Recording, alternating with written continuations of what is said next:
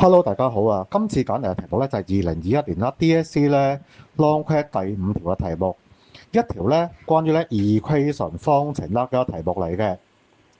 嗱，睇睇咧題目咧問啲咩啦？The number of stickers owned by boy is 3 times that owned by girl。好啦，一個男仔啦，佢擁有嘅貼紙數目啦係女仔咧擁有貼紙數目嘅3倍。If the boy gives 20 of his stickers to the girl, then the number of stickers owned But the girl is 2 times that owned by the boy。嗱，如果呢個男仔啦，俾20張貼紙俾個女仔嘅時候，咁咧女仔咧擁有嘅貼紙數目啦，就係男仔擁有貼紙數目嘅2倍。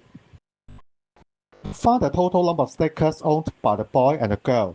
嗱，求咧男仔同埋女仔咧擁有貼紙嘅總數。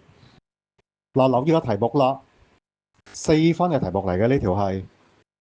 嗱，乍眼上咧望落去咧，呢條題目咧其實可以咧 let 啦兩個嘅未知數兩個 unknowns。咁但係咧其實咧亦都可以咧一個未知數一個 unknown 咧都可以處理得到嘅。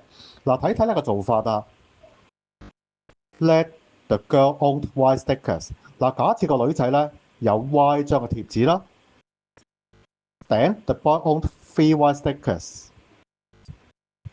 所以咧個男仔咧一開始咧係有3Y 咁多張嘅貼紙。嗱，然後點咧？3Y 減20就係男仔咧俾咗20張貼紙俾個女仔之後啦，男仔擁有嘅貼紙數目括住佢乘個2，就係等於咧女仔咧擁有嘅貼紙數目 Y 加20啦。然後咧我化簡啦，左邊2乘3Y 6Y，減2乘20減40啦，都係 Y 加20。然後啦6Y 減 Y 啦，都係20加40，計多5Y 都係60啦。每邊除以5咧，計到 Y 係12。嗱，題目問啲咩啊？問咧男仔女仔咧擁有貼紙嘅總數啊。所以 total number of stickers owned by the boy and the girl， 男仔女仔擁有貼紙嘅總數咧係等於 Y 再加3Y， 等於4Y 啦。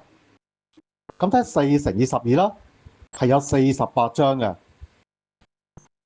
好啦，歡迎大家咧訂閱我哋頻道啦，記得幫手 share 出去啦。下次見。